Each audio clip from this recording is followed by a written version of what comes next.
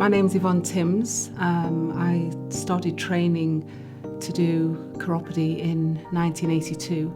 I did actually find it quite interesting how feet, and especially walking and the gait cycle, how they affected the rest of your body as well. It wasn't just isolated to feet.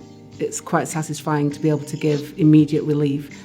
Most people that come in for treatment leave feeling a lot better than when they came in. But as I became more experienced, I started to look at why people were getting the problems rather than just treating the actual lesion itself.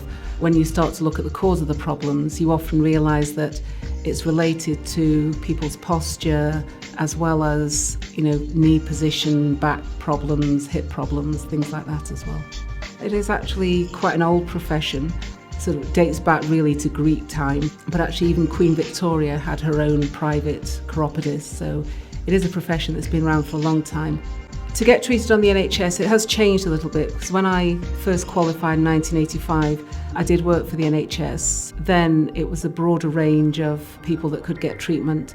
Now you've got to be in the sort of high-risk category. High-risk diabetics are eligible for some limited treatment under the NHS. Some senior citizens will get some treatment as well under the NHS.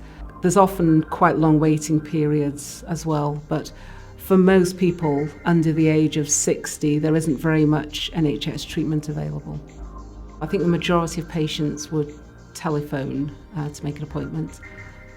They'd be booked in initially for a half an hour appointment, which includes like a consultation and initial appointment. A brief medical history is taken just to check that they don't have things like diabetes or other diseases that can cause complications.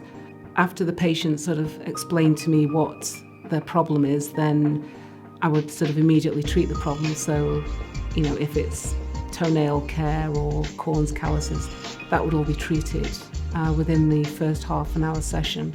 Depending on the severity, I might then recommend that they come back.